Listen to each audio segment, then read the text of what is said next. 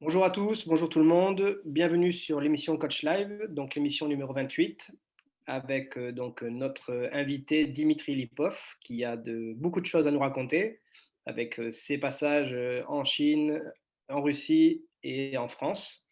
Nous allons apprendre de lui et apprendre de son expérience.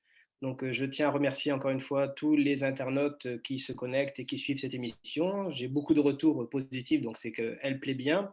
Donc, on excuse les absences de Manu Abreu, Imed Ama et Sébastien Cuvier qui sont bien sûr sur le terrain. Dimitri, on va être tous les deux. Donc, déjà, on te souhaite vraiment un grand bonjour. On est vraiment fiers et contents de te recevoir. Après, en plus, ton titre de champion de Chine. Donc, tu vas nous raconter tout ça. Bonjour Dimitri. Bonjour Philippe, merci de me recevoir. Ben, écoute, vraiment enchanté. On va faire le tour de ton expérience, comment tu t'es construit. On va essayer de deviner un peu ton ADN.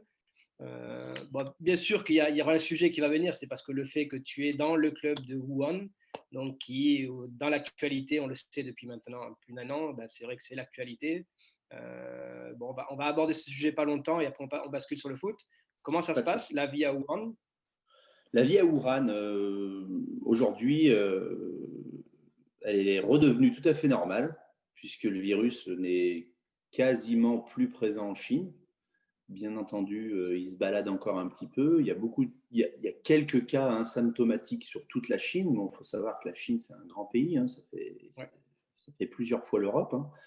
Donc voilà, il y a quelques cas qui se baladent. La plupart, ce sont des cas asymptomatiques ou des cas qui arrivent de l'étranger, puisque les gens essayent de revenir en Chine petit à petit. Ouais.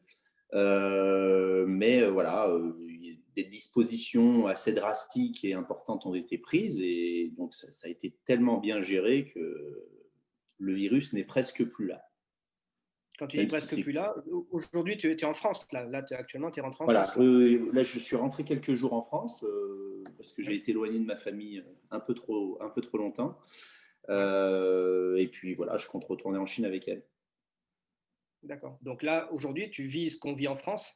Est-ce que tu ne trouves pas qu'il y a un décalage quand même entre toi qui étais dans le pays qui a participé à ce virus et qui aujourd'hui, tu vois que dans ton pays, là où tu es, et surtout dans la ville où tu es, à Wuhan, il n'y a plus ce problème. Les gens marchent sans masque. Est-ce qu'ils ont le masque? Est-ce qu'ils sont... Il y a Voilà, cette non, peur comme nous on a maintenant avec les médias là? en effet, comme tu dis, il y a un décalage énorme. C'est-à-dire que je dirais qu'il y a quatre bons mois, voire 5 mois de décalage avec la France, puisque le virus est parti de Chine et est venu jusqu'en Europe et a mis du temps à venir en Europe.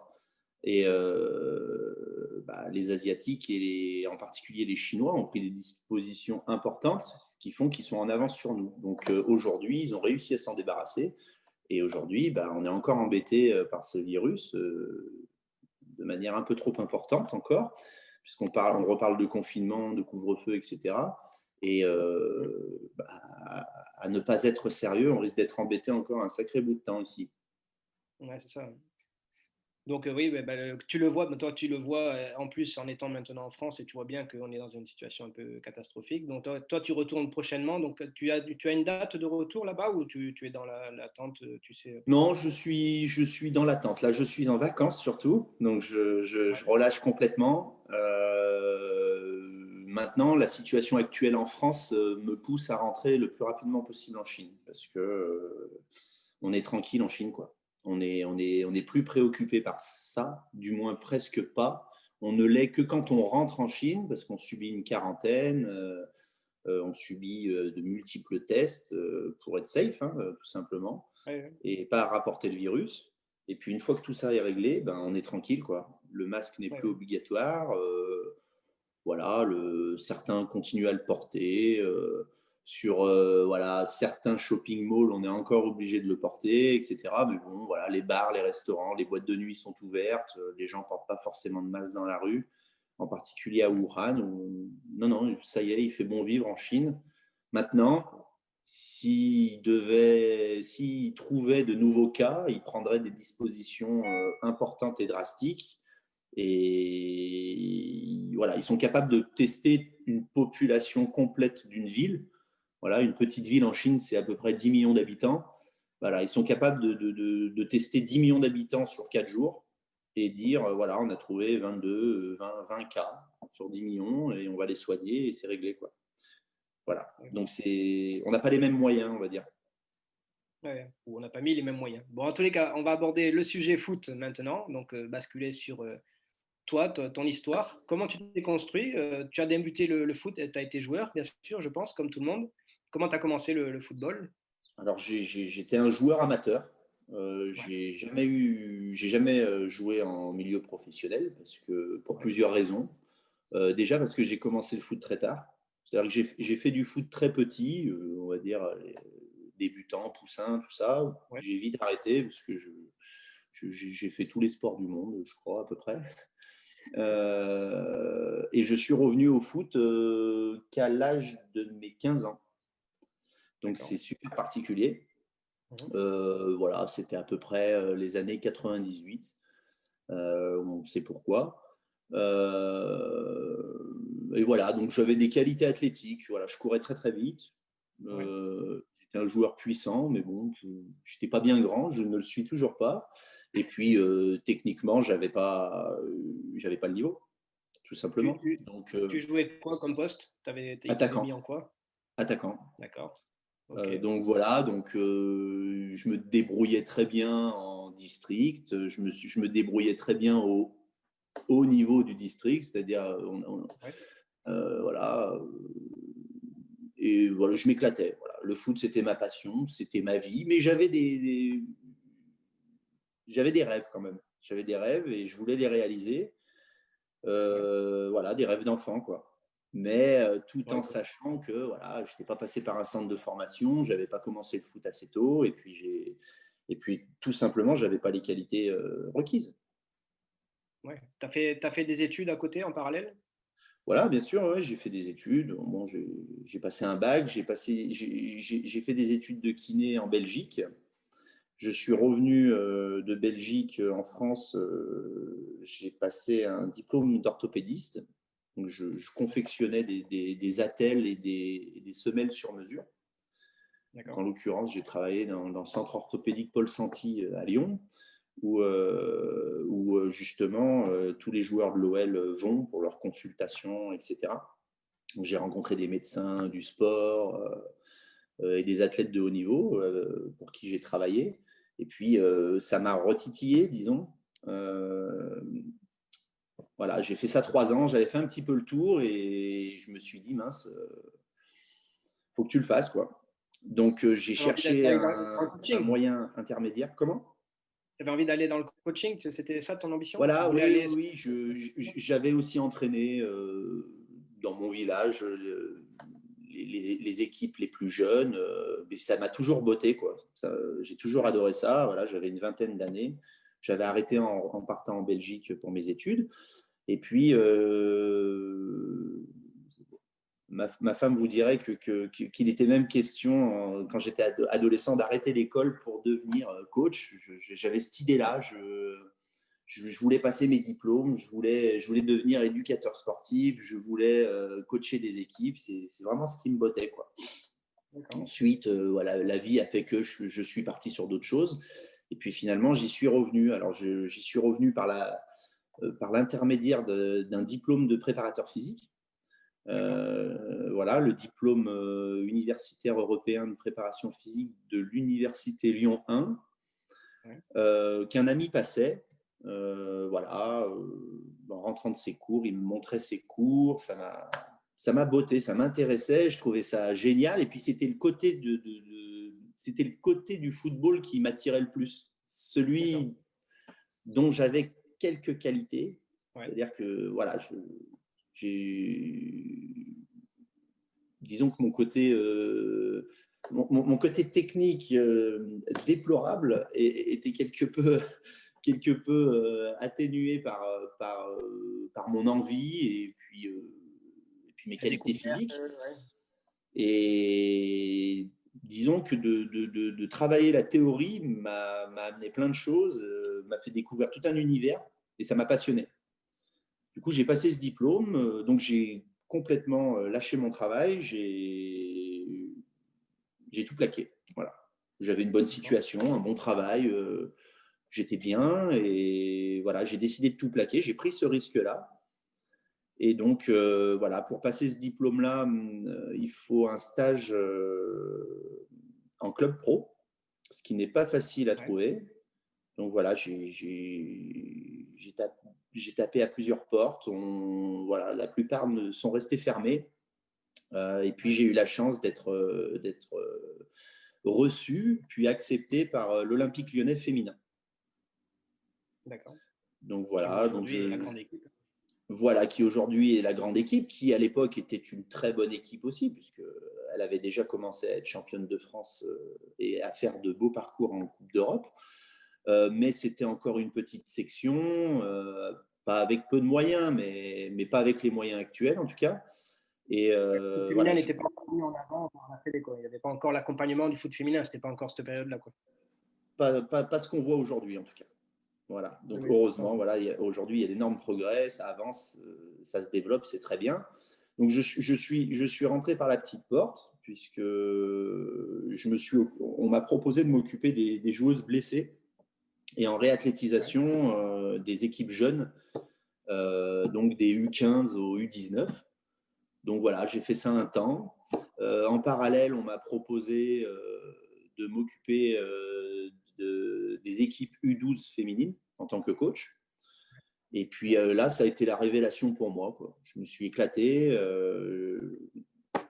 C'était superbe. J'ai passé presque 3 années à l'Olympique lyonnais où je prenais autant de plaisir en réathlétisation avec des joueuses confirmées de 19 ans nationales, autant qu'avec certaines professionnelles aussi. J'ai eu des jeunes professionnels en réathlétisation et je prenais autant mon pied avec les équipes jeunes, très jeunes, voilà, à concevoir les entraînements, etc. Donc, en particulier, j'avais un groupe je ne veux pas dire de bêtises, 15-18 gamines. Bon, bah, aujourd'hui, il y a 13 professionnels, quoi. Donc, quelque part, j'y suis pas pour grand-chose parce que je les ai eues très petites et puis elles ont Qui a connu contribué, de quoi. super coachs derrière moi. Mais je suis très content, quoi, parce que c'était toutes des super gamines passionnées avec qui j'ai passé 3 ans exceptionnels. Et aujourd'hui, elles ont à peu près toutes réussi. Quand tu es arrivé dans le club de Lyon, là, c'était l'époque où les staffs se structuraient avec beaucoup plus de personnes, un peu plus. Oui, tout doucement, ouais, tout doucement, parce que à l'époque, il y avait pas les staffs qu'on connaît aujourd'hui. Voilà, il n'y avait pas C'est ça, d'analyse oui. vidéo. Les coachs faisaient tout, quoi. Ouais, c'est ça, ouais.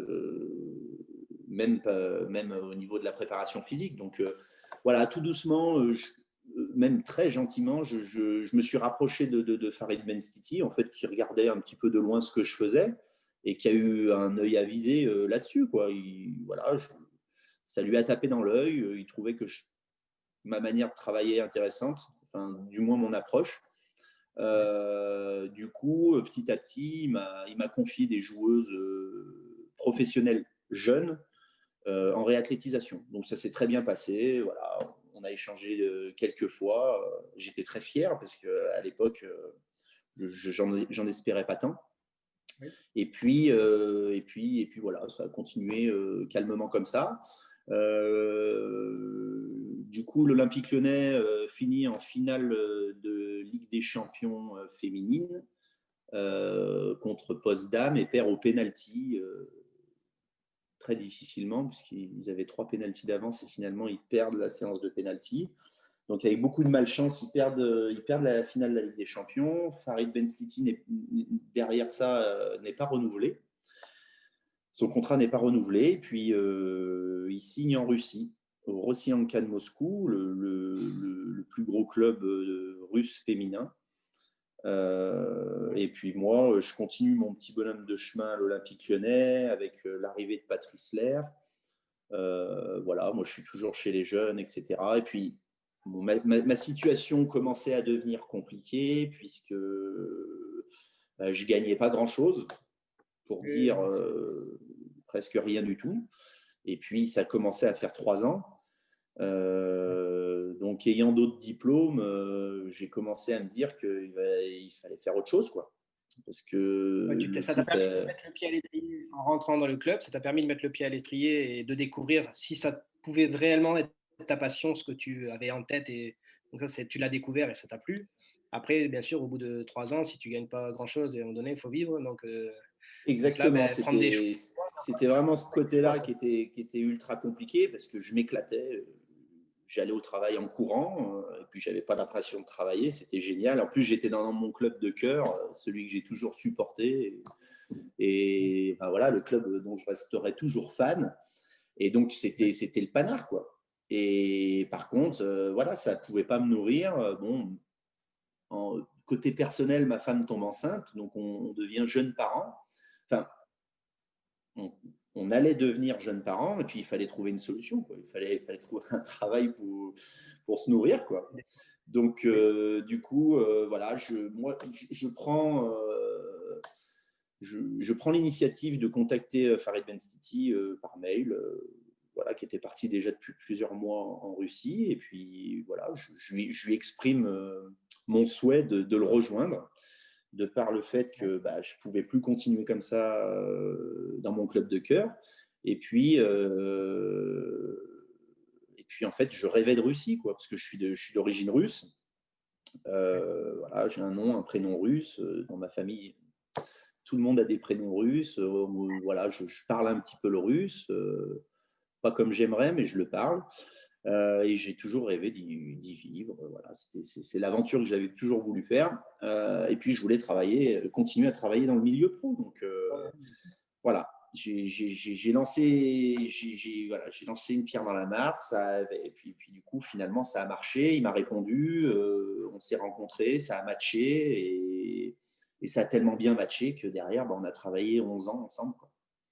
Donc, on 11 est ans ensemble. parti. Là, tu es parti pour être avec lui au niveau de l'équipe première. Là, pas chez les jeunes. Voilà, Donc, il y a des progressions. équipe première du Rossiyanka de Moscou. Alors bon, bien entendu, c'est pas mon expérience qui a fait qu'il m'a recruté, hein, parce qu'en soi, il cherchait quelqu'un quand même avec un minimum d'expérience. Moi, je sortais fraîchement diplômé. Voilà, j'avais travaillé un petit peu avec les jeunes, mais bon, j'avais pas fait grand-chose. Aujourd'hui, je suis plus du tout le même homme avec les expériences que j'ai eues. Et c'est vrai que j'ai eu cette chance d'avoir été pris sous l'aile de Farid et d'avoir énormément appris à ses côtés. Puis j'ai eu une énorme chance qui m'ait fait autant confiance, quoi. Donc voilà, je débarque en Russie. Voilà, en tant que préparateur physique. Et puis petit à petit, les choses ont fait qu'on n'était que tous les deux là-bas. Et puis baragouinant le russe, etc. Et puis ayant des idées, et puis mettant la main à la pâte, je suis devenu petit à petit entraîneur adjoint. Donc, Et là, tu découvres le football. comment? La découverte du football russe. La découverte Alors, du la football, découverte du football football russe. russe, oui, oui. Bah, déjà, la découverte de la culture russe, parce que même si j'ai pas baigné dedans, parce que on est français depuis plusieurs générations, mais je la connaissais un petit peu. Mais c'est quand même déjà la découverte d'une culture, parce que c'est une culture. Bah, disons qu'en Europe, on va dire que c'est peut-être la culture la plus lointaine par rapport à la nôtre, nous autres latins. Donc, Ouais. il y a beaucoup de choses qui changent. Il y a des codes très différents auxquels j'étais déjà avisé, mais je découvre beaucoup de choses et puis je découvre un nouveau football, quoi. Un football dur. Puis ne serait-ce que le climat, quoi, les préparations de match, les échauffements complètement différents. Avec une partie même dans le vestiaire, tellement qu'il fait froid à l'extérieur, la neige, les équipements, tout est différent. Et puis une culture de l'entraînement scrupuleusement différente. Voilà, avec des influences quand même importantes post-soviétiques. Voilà, qu'on pourrait nommer concrètement entraînement à la dure. Voilà. Même Donc, si même si le oui. coach Farid Benstiti amène son vécu français et de Ah oui, l'Olympique oui, bien lyonnais. sûr. Il amène son vécu. De toute façon, voilà, quand on arrive dans un nouveau club, surtout dans un pays étranger, on amène ce qu'on sait faire, hein, avant tout, Oui, oui. mais on s'adapte parce qu'on ne peut pas faire voler en éclats tout ce qui existe et tout ce qui est en place. ou du moins, pour ma part, je pense que c'est une grosse bêtise, même si je l'ai déjà faite en partie. Voilà, on ne peut pas tout balayer d'un revers de main. On est obligé de faire avec ce qui est en place, avec les gens aussi qui sont le staff souvent qui est en place, les personnes qui travaillent depuis des années dans le club. On amène ce qu'on sait faire, on essaye de changer des choses qui nous paraissent importantes et primordiales. Après, parfois, on est aussi obligé de faire des choses auxquelles j'ai envie de dire, on ne croit pas. C'est-à-dire que on ne croit pas forcément en l'efficacité de cette chose. Parce que c'est une culture chez eux et tu es obligé d'y passer par là, c'est ça que tu veux dire? Voilà, et puis si on les enlève, ces choses-là, tout de suite, on s'oppose à certaines problématiques, à certains soucis, à certains conflits, et puis des fois, il vaut mieux les éviter. Donc, de temps en temps, bien entendu, il faut aller au conflit, il faut essayer d'avancer, essayer d'imposer ses idées, hein, mais pas tout le temps. Pas tout le temps, il faut arriver à faire des concessions. Voilà. J'ai envie de dire qu'une carrière de toute façon de coach, quelle qu'elle soit, que ce soit en France ou à l'étranger, j'ai envie de dire qu'elle est faite avant toute prise de risque et ensuite de concession. Donc, c'est deux mots sur lesquels on peut développer longtemps, mais pour moi, c'est le plus important, quoi. Difficile, mais important. Voilà, donc. Ça, c'est une expérience que tu as eu combien de temps en Russie? Comment? Pendant combien de temps tu es resté en Russie? Alors, en Russie, on est resté une saison. On fait une super saison, on finit champion de Russie avec le Rossiyanka de Moscou, nettement en avance sur le deuxième. On fait une demi-finale de Coupe de Russie, c'est un petit peu le côté décevant de cette saison. Et puis on fait un quart de finale de Ligue des Champions. Voilà, avec une belle équipe aussi, un tirage difficile. Mais voilà, on fait un beau quart de finale de Ligue des Champions. Et donc voilà. Et donc cette saison s'est tellement bien passée que la fédération russe a décidé de donner les rênes de l'équipe nationale russe à Farid. Et donc, parallèlement à moi aussi. Donc finalement, voilà, on constituait le staff du Rossiyanka de Moscou et parallèlement de l'équipe nationale russe féminine. Donc une saison avec énormément de travail parce que, voilà, vous autres coachs, vous êtes bien placés pour savoir qu'une équipe, déjà, ça suffit pour avoir suffisamment de travail. Mais alors une équipe nationale plus un club, ça fait beaucoup. Ça fait beaucoup, ça fait énormément de compétition. Et donc, voilà, encore une fois, un challenge qui nous sourit parce que on récupère une équipe nationale russe un petit peu dans la panade, c'est-à-dire qui n'avait pas gagné de match depuis 2 ans, qui avait fait beaucoup de nuls, hein, mais qui n'avait pas gagné de match depuis 2 ans. Et puis, on nous confie la mission à Farid Benstiti de qualifier l'équipe nationale russe à la Coupe d'Europe des Nations qui était en Suède à l'époque en 2013. Et donc, on a réussi cette mission puisqu'on a gagné tous nos matchs, sauf contre l'Italie à l'aller et au retour, puisqu'il y avait une belle équipe italienne qui était nettement plus forte que nous, qui a fini première du groupe. Nous, on a fini deuxième et on est passé au barrage et on a qualifié l'équipe pour la Coupe d'Europe des Nations. Voilà, donc c'était vraiment beau parce que l'équipe était mal barrée. Et puis, c'était un petit peu une mission sauvetage qui a été réussie. Et donc, voilà, donc on finit champion, on qualifie l'équipe nationale. Donc, une année exceptionnelle, l'une des plus belles années de ma carrière, hein. Donc, j'ai commencé sur les chapeaux de roue, puisque c'était vraiment ma première expérience avec les pros, quoi. Donc, une double expérience, super. Pour quelqu'un qui débarque de nulle part, on peut dire ça comme ça, qui passe par les jeunes, découvre, c'est un début plus qu'intéressant. Là, tu parles de championnat d'Europe, tu parles d'équipe nationale, de gagner des titres. Tu pensais pas, l'idée de départ n'était pas obligatoirement de faire ça, c'était de Pas du rentrer tout. dans ce milieu. Pas du Et tout, peut-être ouais. pas. C'est inespéré. C'est inespéré. Et puis bon, il faut savoir qu'à côté de ça, moi, je vis un rêve, hein. C'est-à-dire que je reviens dans le pays de mes origines. Je travaille pour l'équipe nationale russe, qui pour moi signifie beaucoup. Voilà, les instants des hymnes nationaux, etc. Pour moi, c'était le rêve, quoi. J'ai vécu mon rêve d'enfant. Voilà. J'en ai quelques-uns encore à réaliser, mais voilà, c'était superbe. Et en plus, bah voilà, le Graal, champion de Russie, etc. On repart avec une belle médaille, on est content, quoi. Et donc voilà, donc ensuite tout s'enchaîne. Bon, même si on était très bien lotis, voilà, bon, Farid est contacté par Leonardo parce que le Paris Saint-Germain veut lancer un beau projet pour son équipe féminine, sa section féminine, qui à l'époque était encore une section amateur.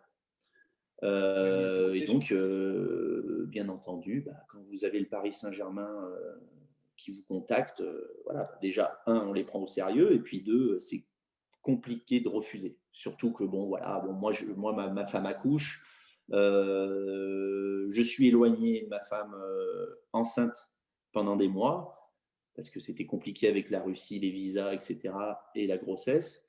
Bon, bah, moi de mon côté, je réfléchis pas trop longtemps. En plus, bon, c'est le Paris Saint-Germain. Farid non plus, parce que c'est un projet plus qu'intéressant, avec des moyens. Et puis on vous demande de partir de rien du tout et de construire quelque chose d'exceptionnel.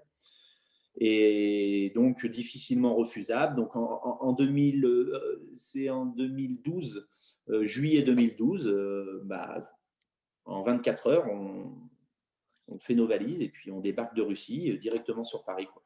On passe même pas par Toi, la case Lyon. Comment? tu te retrouves, encore une fois, par rapport à ton histoire, tu te retrouves de quelqu'un qui débarque avec son diplôme, qui cherche un club pour faire un stage. Et il trouve le club, l'Olympique Lyonnais, qui est en train de construire, bien développer sa partie foot féminin. Donc tu es chez les jeunes, on te met là, ils se prennent pour pas grand-chose parce que bah, c'est une opportunité d'avoir un mec de plus dans un staff par rapport aux jeunes et tout. Derrière ça, bah, tu t'entends bien et tu profites de l'occasion de Farid Benstiti pour partir parce que lui, il est là-bas en Russie. Donc tant mieux, ça te met le pied à l'étrier dans le niveau pro et accompagné dans un staff pro. Donc ça, c'est un très bon début. En plus, tu gagnes des titres. Et là, déjà, tu fais une boucle et tu reviens par la France au plus grand club français. Donc déjà, c'est pour quelqu'un qui débarquait avec son petit diplôme pour essayer de participer à quelque chose. Bon, ben, tu es arrivé à un poste où beaucoup peut-être postulent et au final, toi, tu y arrives. Ça, Exactement. Je le répète souvent. Je suis un grand chanceux. Je suis un grand chanceux, même si la chance se provoque et puis après, il faut la ça. maintenir parce que c'est énormément de travail et de concessions et voilà, et de difficultés, etc., de vie. Mais Bonjour, bonjour monsieur. bonjour. Alors ça, c'est un invité qu'on a par rapport à des questions, justement par rapport au foot féminin. Oui. Il connaît bien ce monde en plus du foot et foot féminin, je pense en plus. Et donc, on a des questions sur Internet là, de pas mal d'auditeurs. Donc, allez-y, monsieur. Vous êtes. Bonjour, bonjour monsieur Yann Goarek. Je suis breton. Je l'ai reconnu. Il paraît que vous avez été battu par Laure Boulot sur un sprint en Ça 2014. m'étonnerait. Ça m'étonnerait. Elle court moins vite que moi. Ah bon? Vous êtes très mal renseigné, monsieur. Ah bon? Je pensais que c'était elle qui vous avait battu, mais bon, c'est peut-être un mauvais souvenir. Il n'y a pas de caméra en Algérie ou quoi? Qu'est-ce qui se Alors, passe? attends, mais tu vois qui c'est déjà, alors ça sert à rien. Non, je vois pas. Je vois pas. J'ai simplement un Je écran doute, je noir, pense. mais C'est Internet pas n'est bon, pas je bon en pense. Algérie, j'ai l'impression. Voilà. Ah, je suis pas bon dans le changement de voix. Non, ouais, Salut Dima, ça va? t'étais vraiment meilleur à l'époque. Ouais, Ouais, ouais. ça va et toi? Ouais. Pépite, ça roule? Bonjour, bonjour Christophe, ça va? Ouais, juste un coucou là. J'écoutais le parcours. Bon, Il parle Christophe beaucoup. Gamel, donc, qui est déjà venu. Christophe, tu es déjà venu dans l'émission Coach Live, donc pour nous parler de ton expérience. Hmm. Comme par hasard, ben, Dimitri te côtoie et lui aussi fait un peu comme toi, il tente l'aventure, qu'il le Bien ramène sûr. au PSG, un peu comme toi, il tente l'aventure. Mais Mhm. encore une fois, c'est l'opportunité de tenter, d'oser partir et puis de croire en ses rêves et d'avoir envie parce que toi, tu es dans le même concept parce qu'en fait, tu n'as pas joué à un super niveau foot joueur. Au final, tu oses partir là où personne Après, j'ai joué partirait. plus haut que Dim quand Tu même. faisais Ouais, tout. Attention. nettement, Ouais, Attention. nettement ouais. plus haut que moi. Il faut oser, quoi. Les deux, Mais c'est Dim, ultra, quel je trouve ça attaquant. super. Ouais, non, bah voilà, c'est quelqu'un, après, sous couvert de la chance, il y a quand même une grosse quantité de travail. Faut pas oublier.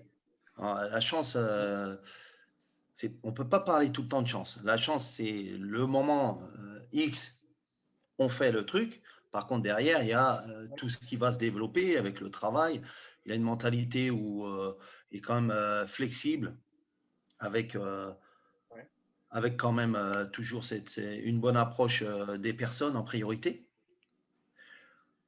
ouais. Derrière, c'est quelqu'un qui n'hésite pas à bouger partout dans le monde, qui est toujours à l'affût de tas de choses. C'est incroyable. Il peut vous sortir des informations de tout niveau. Moi, ça me faisait toujours marrer. On n'a pas toujours, attention, hein, on n'a pas toujours, hein, dis-moi, Mm. lié à un certain contexte, c'était pas toujours simple. Mais bon, avec le temps, il a vu que des fois, on ne fait pas les choses pour être méchant avec les gens. Et franchement, je l'ai vu vraiment grandir en très peu de temps. C'est quelqu'un qui a une grosse capacité d'adaptation et je pense que c'est un facteur très important quand on bouge à l'étranger. Et puis qui est solide dans ses connaissances et dans le football. Dans le football féminin, il a vraiment une très grosse connaissance. Je pense que Farid De toute façon, avait cité vous êtes Ricky. côtoyés au PSG, on est d'accord. C'est là où vous êtes rencontrés Ouais, tous les deux. Voilà. Toi Donc, pourtant aussi, Christophe, tu es parti en Russie, toi aussi, au départ. moi? Ah non, Oui, non. tu étais parti où, toi, au début? Tu étais parti dans au quel Ah, moi, pays au Qatar, je départ? suis parti en Hongrie, moi. J'ai fait Hongrie, Ah, Hongrie, Qatar. pardon. Voilà. Hongrie, d'accord. Et donc, vous vous rejoignez au PSG, mais vous ne connaissiez pas avant. non, Pas du tout. on se retrouve au PSG. Moi, j'arrive de Russie et Chris arrive du Qatar. Mm. Oui, ouais, Ah c'est oui. ça. Donc, c'est une Croisé des réunion chemins, vous arrivez au extraordinaire. PSG, Et alors que voilà, tous les deux, vous avez le même départ. C'est là qui est fort, c'est ça qui est fort, c'est que jamais vous exactement. auriez peut-être eu l'opportunité du PSG en étant direct Bien sûr. arrivé de France, arrivé en France. Et c'est votre parcours à l'étranger, d'avoir osé avoir cette expérience-là, qui vous ramène au plus gros club quand même de France. C'est là où ça devient un club Ouais. à taille humaine. Exactement. Exactement. Et de là où, bon, c'est pour ça que j'utilise ce mot chance, hein, mais qui peut être développé sous plusieurs sens. Mais j'ai cette chance de rencontrer Christophe, comme j'ai rencontré Farid, qui m'a fait énormément confiance, qui m'a beaucoup donné. Et derrière, on me fait travailler en collaboration avec Christophe, qui, lui, a une expérience énorme, puisque avant d'arriver au PSG, il avait fait déjà beaucoup plus que moi. Il avait Ouais. déjà beaucoup vadrouillé et puis il a été un petit peu jeté dans la cage au lion seul en Hongrie, au Qatar, etc. Et du coup, j'ai la chance d'être avec ce mec-là qui me donne beaucoup de son expérience. C'est-à-dire que concrètement, je n'avais pas assez d'expérience. Et concrètement, quand je me plantais, il me le disait. Quoi. Il me disait non, écoute, là, ça oublie, arrête, essaye ça, tu verras comment ça marche, etc. Et, et je lui ai déjà dit, hein, et c'est pour ça que je me plais à le dire, voilà, même devant du monde, grâce à lui, j'ai gagné 10 ans. J'ai gagné 10 ans Oui, mais d'ailleurs, d'expérience. attends, on va rebondir c'est bien ce que tu dis parce que je repense là maintenant, mais on va rebondir, même si après on passera sur l'après-PSG avec la Chine, ce que tu as vécu, on va rebondir sur le truc que tu m'as, donc l'exercice que tu m'as donné, l'exercice qu'on met habituellement aux entraîneurs, parce que hier tu m'as dit, je te le mets, on va partager ça, parce que c'est Christophe qui t'avait mis, pareil, l'idée de faire ce genre d'entraînement, et tu te l'as adapté, bien sûr, tu l'as travaillé à ta sauce, mais il t'a amené à aller sur ce sujet-là. Et moi, je t'ai dit, ce genre d'exercice ou de cette façon de procéder, moi, je la valide à 200 000 %. Ce n'est pas des choses qu'on apprend quand on fait ses stages, bien sûr, à la Fédé ou quand tu passes tes diplômes, mais c'est encore une fois un retour d'expérience et un vécu. Donc, je pense que les entraîneurs vont bien Exactement. adorer. Et c'est ce Donc, que je partage. c'est ce que je disais à l'instant, justement, c'est en partageant avec, avec les coachs avec lesquels on travaille ou même avec ceux qu'on côtoie tout simplement, qu'on apprend et qu'on Ouais, découvre des nouvelles choses. Et ce dont on va parler et ce que je vais partager avec vous ouais. là, c'est ce que Christophe a partagé avec moi et il m'a formé à ça. Et aujourd'hui, je me plais à travailler comme ça, quoi. Je m'éclate, les joueurs s'éclatent aussi parce que c'est des séances qui sont super ludiques, super intéressantes. Et, et voilà, enfin, j'ai pas peur de dire que je n'ai rien inventé.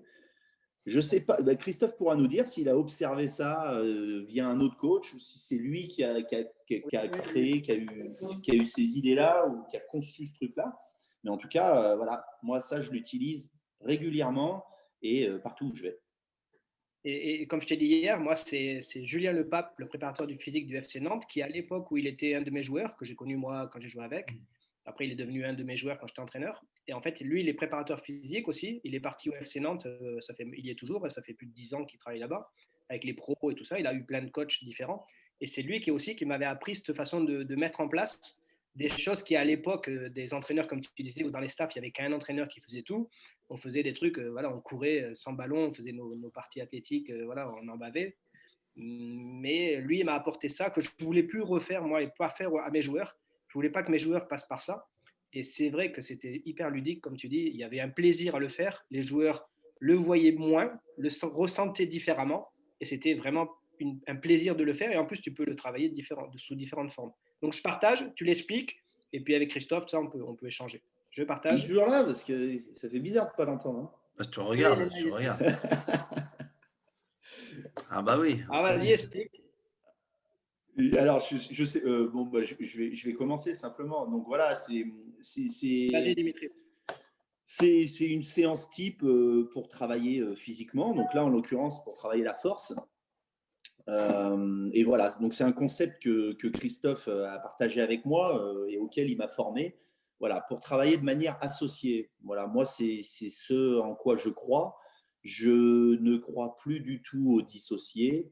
Euh, j'ai du mal pas à croire, mais on va dire à être bon dans l'associé parce que j'estime qu'il faut énormément de matériel et des moyens humains pour le gérer parfaitement.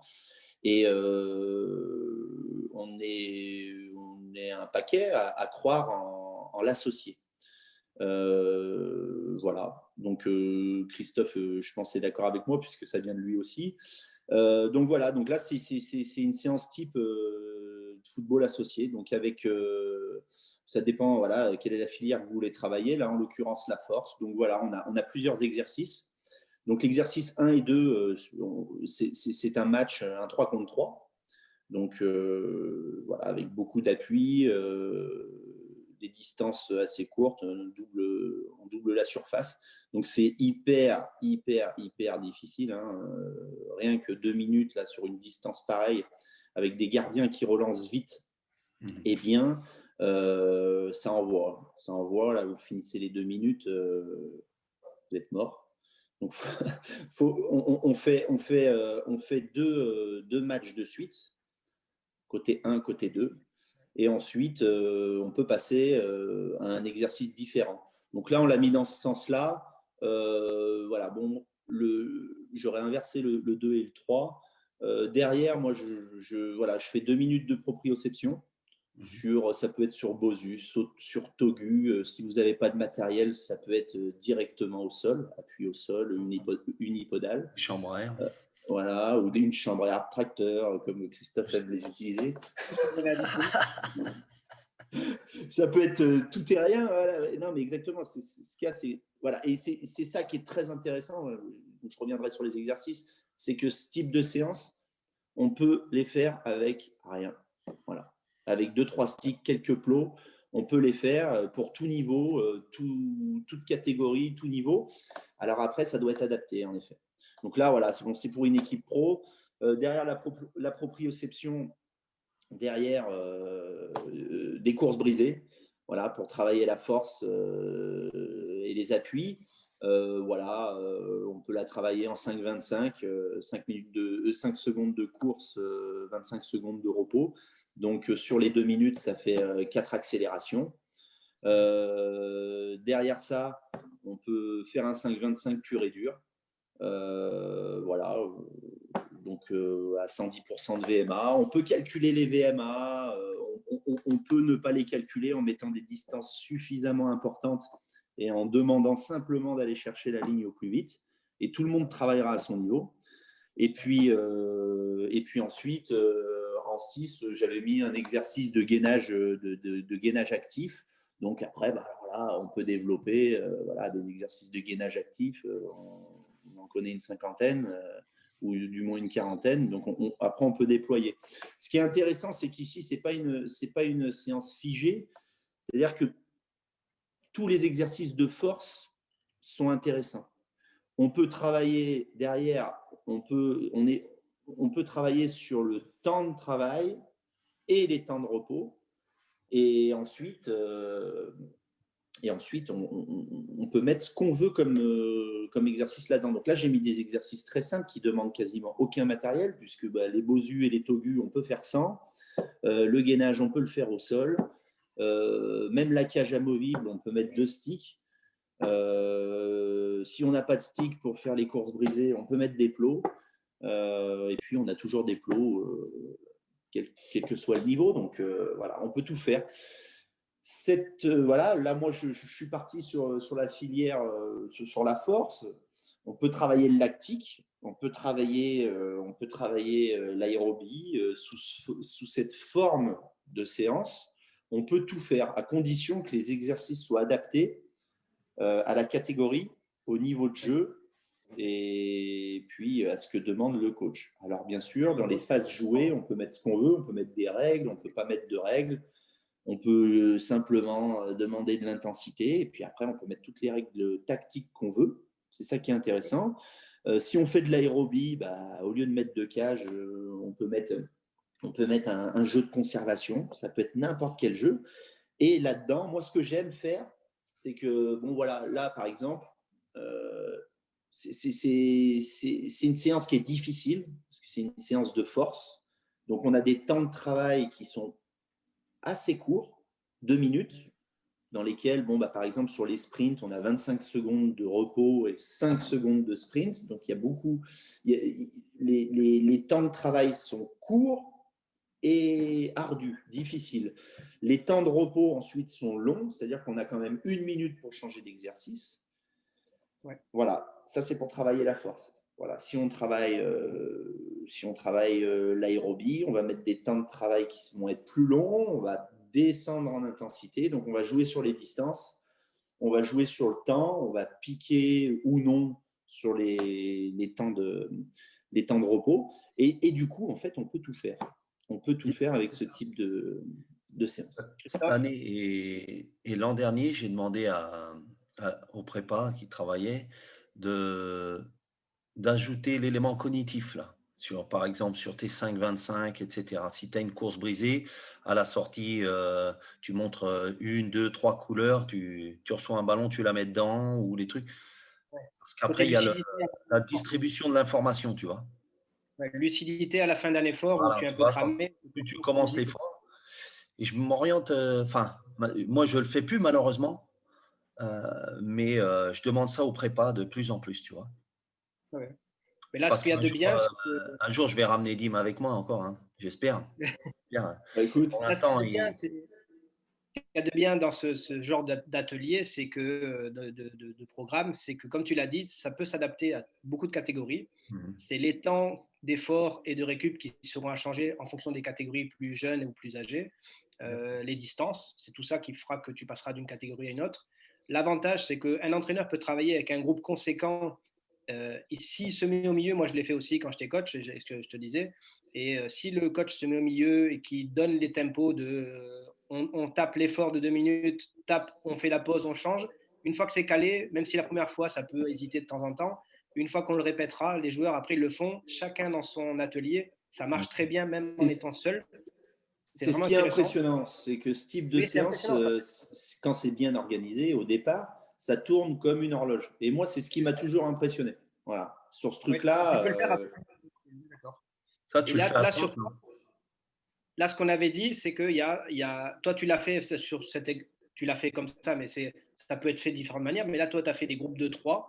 Donc, c'est 6 équipes, je crois. Là, il y en a une, deux, il y a deux, c'est quatre, ça. six, 7 Il y a équipes de 18 joueurs 3. et 2 gardiens. Là. Voilà, c'est ça. Donc, tu tournes avec des équipes de 3. Comme on a dit, l'atelier 1, c'est l'atelier match. Donc, il y a une équipe qui commence à droite, l'autre à gauche. Au bout de 2 minutes, on change. Il y a une équipe qui sort et une équipe qui rentre, qui vient continuer à faire le jeu avec l'autre qui reste. Et on tourne comme ça. Donc, c'est bien des séances de 2 minutes d'effort, 1 minute de récup pour récupérer et pour changer. Et tu le fais, ça fait un exercice, un atelier, un ensemble de 18 minutes. Et tu fais 3 fois le parcours. Tu vois, c'est 2 à 3 fois le parcours en fonction de la saison et de quelle période tu en es. Mais c'est 3 fois 18 minutes, en gros, d'intervention où c'est vraiment un travail très conséquent, très lourd. Et c'est super intéressant parce que les gamins, pour les entraîneurs qui nous suivent, d'habitude, il y en a plein qui font comme à la télé, bien sûr, mais sauf qu'on n'a pas les GPS, on n'a pas tout ça, on a des joueurs qui arrivent du travail la plupart du temps et donc qui sont fatigués de leur journée de travail. Donc c'est très très dur quand on fait que 2 entraînements, voire 3, d'avoir des joueurs qui prennent plaisir dans des efforts sans ballon. Donc là, c'est l'idéal pour que vous ayez un groupe qui répond présent et qui viendra à vos entraînements. Parce que vous le Exactement. savez, vous les deux coachs, quand tu as des mecs qui viennent et que les entraîneurs font des entraînements sans ballon, ils font que 2 entraînements dans la semaine, ils font un entraînement où il n'y a pratiquement pas de ballon, les mecs ils courent Ah comme des ouais, tu dératés. les tues moralement. Voilà, Moralement, on est d'accord, ils sont malades, blessés, ils ne reviennent plus. Là, ils reviennent parce qu'il y a un réel plaisir à le faire. Et en plus, la charge, ils ne la ressentent pas aussi visuellement que l'autre qui est sans ballon. Là, ils peuvent même derrière ça faire un jeu. Vous pouvez faire un bon échauffement au départ, hors ce contexte-là. Donc, c'est un entraînement, ça participe à votre entraînement complet. C'est vraiment un super Exactement. truc. Ça. Et puis alors là, tu as tes mecs, ils se donnent à 300%. Quoi. Et Et oui, ça n'a pas de prix, c'est le top. Et ce que je voulais ajouter à ça, c'est que finalement, c'est développable à l'infini. C'est-à-dire que on peut mettre plein d'exercices techniques, plein d'ateliers techniques dans ce type de séance, sachant qu'on a on a des exercices qui sont très sollicitants et derrière, on peut quand même se permettre de mettre de la récupération active. Donc là, ici, en l'occurrence, sur le dessin, moi, j'ai fait de la proprioception, voilà, mais on peut mettre des exercices de jonglage, des parcours, on peut mettre des passeva, on peut mettre plein de choses. Et en fait, c'est un puits intarissable. C'est top. C'est Ah ouais, top. parce que On peut ne jamais s'arrêter. ça donne le libre cours à la créativité. Même le coach, il se fait plaisir parce qu'il crée des choses. Donc, il devient toujours actif. Parce que tu vois, il y a des coachs qui répètent les mêmes séances, même en pro, hein, j'ai vu. Hein, Exactement. de longues, etc. Donc, même toi, tu es toujours stimulé par ça. Et Dim a une grosse capacité de création dans les choses. Hein. Mais oui, c'est ça. Moi, je l'ai. Alors là, comme tu l'as fait, Dimitri, on est d'accord, c'est des équipes de 3. On peut le faire avec des équipes de 4, de 5, de 6, il n'y Bien a pas de sûr. problème. Moi, je te l'ai envoyé, je le montre, et même si on ne l'explique pas trop, comme ça, on le mettra sur la page exercice de foot. Donc ça, c'est le Si genre. tu travailles la force, au-dessus de 3 joueurs, tu n'es plus dans la force.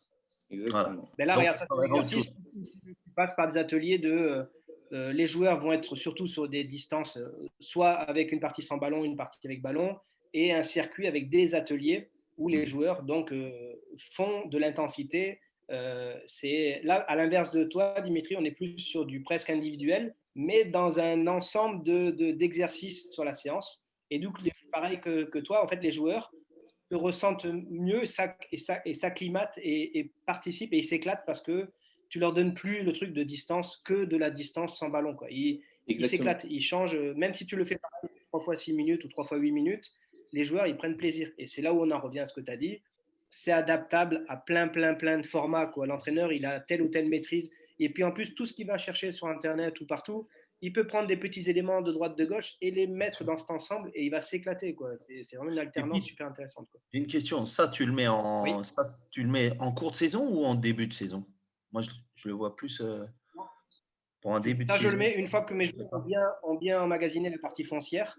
Ah Après, ouais? je fais en gros la partie. Là, on est sur du 30-30 sur la plupart de l'effort, c'est du 30 secondes, 30 secondes. Ils font 30 secondes d'effort, 30 secondes de récup sur la totalité. Tous les efforts, c'est du 30-30 là. Donc, tu es vraiment que sur du 30-30. D'accord? Donc, ça, c'est plus quand le foncier, tu l'as atteint et que tu as fait ta capacité, tu l'as, et là, tu es dans Il est bien endurance ton capacité. logiciel là. Vraiment bien. Ouais, c'est beau. Hein. C'est beau. Alors celui-là, le logiciel, pour l'info, pour tous les coachs qui écoutent, il arrive dans quelques jours, il sera disponible sur Coach Adjoint avec l'analyse vidéo, la création d'exercices en 2D, en 3D, et on amène aussi la partie import d'analyse vidéo avec l'import de vidéos. Donc bientôt tout ça arrive, on fera des vidéos et on partagera sur un post comme ça. Donc là, hop, on ferme tout ça. En tous On a les cas, hâte, hein, parce que c'est vraiment propre. Hein. Ouais. Ça donne envie. C'est ça, exactement. Mais de toute façon, vous le verrez pour ceux qui l'auront et qui l'essaieront, qui le prendront.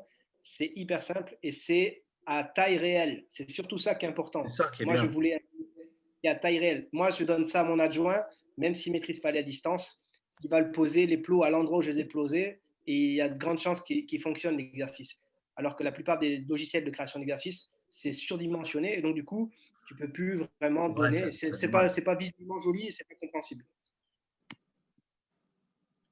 Donc, on en revient, Dimitri. Donc, merci déjà pour la partie exercice avec Christophe. Donc, c'est bien ça. L'idée, c'est le partage d'expérience. Maintenant, tu vas nous parler de ton expérience après PSG, parce que là aussi, il fallait oser, il fallait y aller. Donc, partir en Chine. Christophe, toi, tu pars partout aussi, tu bouges. Donc là, Dimitri, allez en Chine. Bah, d'ailleurs, je suis désolé, je vais devoir vous laisser parce que je suis en Algérie en Ligue 1 là. Et je dois terminer. D'accord. Oui, On a joué la JSK hier, donc je dois continuer mon analyse vidéo. OK? Je d'accord. suis avec Hakim Malek, on bosse ensemble là, ça se passe très très bien.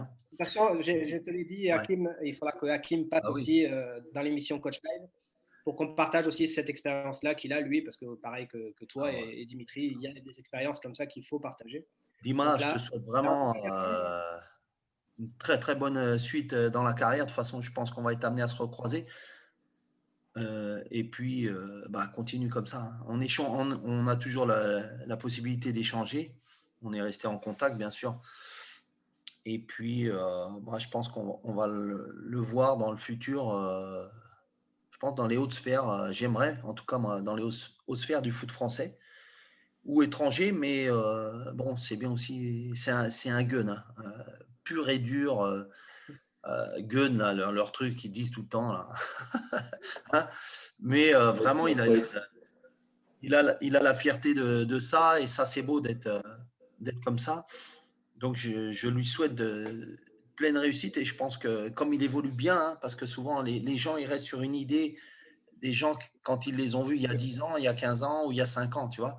Mais il y a cette évolution entre-temps qui est faite, et je pense que après, on le reverra, mais comme coach peut-être numéro 1 dans le futur, parce que voilà, si c'est ce à quoi il aspire, voilà, faut lui souhaiter le meilleur là-dessus, et je pense que ça va venir bientôt, parce que là, c'est pas rien, hein, de faire tout ce parcours, plus la Chine et tout, voilà. oui, mais Bon courage à l'équipe. vous, Dim, continue le taf, le tout c'est de rester en action. Nous, on se parle en off, comme ils disent maintenant, ok? Comme ça, on peut. Merci Christophe. Et puis, De bon toute façon, courage vraiment à on vous. s'appelle vite. D'accord? Salut. Salut. Ciao. Salut. Ciao, Ciao, ciao. ciao. Donc, Dimitri, toi, la Coupe bien suite. le micro. Hein. Vas-y. Ouais. Ouais. Non, écoute, merci, ça m'a fait plaisir d'avoir Christophe. Parce que bon, on se contacte régulièrement, mais c'est vrai qu'il bouge beaucoup. Lui, il est arrivé des Fidji, parce que donc derrière, il est parti aux Fidji, après il est parti en Belgique, et maintenant il est en Algérie. Bon, il n'arrête jamais, quoi. Il dit que je suis en mouvement, mais il bouge pas mal aussi, l'Astico. Donc, bon partage d'expérience. Moi, j'aime bien ça. Bien sûr, bien sûr. Non, mais voilà. En plus d'avoir été un collègue exceptionnel, bon, j'espère qu'on réitérera. C'est un ami. C'est un ami. Et donc, alors, après le PSG, on va en arriver à la Chine. Comment Voilà, tu pars en écoute, Chine? on fait quatre superbes années, voilà, avec un staff super, étoffé. On fait 4 super années. Voilà, en chiffres, en gros, on arrive tous au PSG. L'équipe est 23e au rang UEFA. Et on rend les clés du club 3e au rang UEFA. Voilà. Donc, on a fait quoi? On a fait un 16e de finale de Ligue des Champions, un quart de finale, une demi-finale en 2016 et une finale en 2015. Perdu contre Francfort à la 90e minute, 91e minute. Donc, voilà, un peu décevant. Mais bon, voilà, on a fait de grandes choses quand même. Voilà, Farid a fait de cette section une section professionnelle et solide.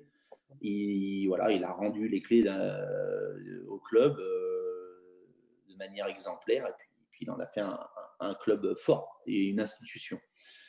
Donc voilà,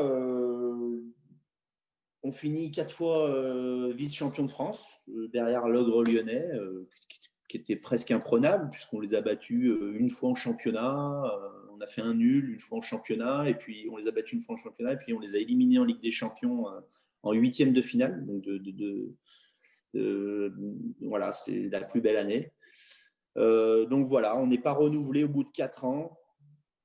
Alors on avait des regrets, en effet, mais bon, aujourd'hui, qui fait 4 ans dans un club, quoi, surtout un club comme le Paris Saint-Germain. Je ne sais pas s'il y a déjà un coach qui a fait 4 ans au Paris Saint-Germain, surtout depuis la nouvelle ère. C'est possible, je ne sais pas. En tout cas, on l'a fait. Et puis, on a fait du mieux possible. Et puis, je ne crois pas qu'ils aient fait mieux depuis. Donc, voilà, en espérant qu'ils y arrivent. Et puis, donc, du coup, derrière, on n'est pas renouvelé. Donc, ensuite, comme tous les coachs, entraîneurs et différents staffs, quand tu finis un contrat, tu es au chômage. Donc là, tu te remets beaucoup en question, tu essayes de continuer de progresser, de te former, etc. Et puis voilà, on a eu une proposition en Chine, à Dalian, dans le club de Dalian Quanjian. Donc Dalian, c'est un peu spécial parce que c'est en face de la Corée du Nord. Donc c'est vraiment situé, c'est spé, quoi, géographiquement. Un climat froid, etc. Mais bref, on nous fait cette proposition, qui était une très bonne proposition, mais c'est surtout qu'on n'avait rien d'autre, quoi. Ouais. Donc, tu te retrouves chez toi, et puis tu te dis, voilà, j'ai une proposition pour aller en Chine, je ne connais pas la Chine,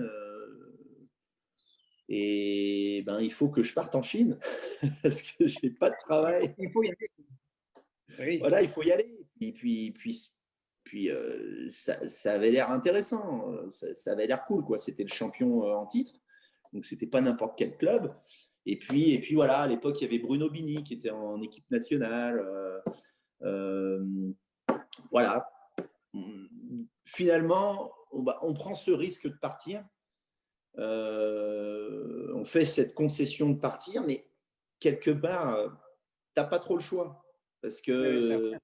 Un cœur, mais pas loin, quoi. Tu te dis, tu sors d'un des plus grands clubs français et derrière ça, tu n'as pas de proposition, ne serait-ce même qu'en France. Non, aider à. T'as rien, même des petites choses. T'as rien. Donc, tu as 2-3 discussions avec l'étranger, mais bon, c'est toujours compliqué. Ouais. Et puis là, tu as un truc sur la table, quoi. Donc, tu dis, bon, voilà, avec Farid, on s'est regardé, il me dit, on part en Chine ou pas? Je lui dis, vas-y, c'est parti, on y va. Donc, on part, et alors là, on part à l'inconnu complètement, parce que, bon, bien sûr, on n'avait jamais mis les pieds en Chine. Moi, j'ai même pas un pote chinois, rien du tout. Je connais pas du tout la culture. Et voilà, on monte dans l'avion, on part à l'aventure. Et puis alors là, on arrive, ouais, on hallucine quand même, parce que on nous donne une équipe, on voit des joueuses moyennes, une ou deux joueuses extraordinaires, mais autrement, un groupe assez moyen. Et puis, pas de matos, quoi. Pas de matos, des terrains en friche, des terrains jaunes, quoi, en friche. Et puis, on se dit, mais où est-ce qu'on a mis les pieds? C'était les champions. C'était les champions, eux. C'était les champions, ouais. C'était les champions. Et ils n'ont pas d'installation. Alors, c'est pas. on a signé un 15 décembre.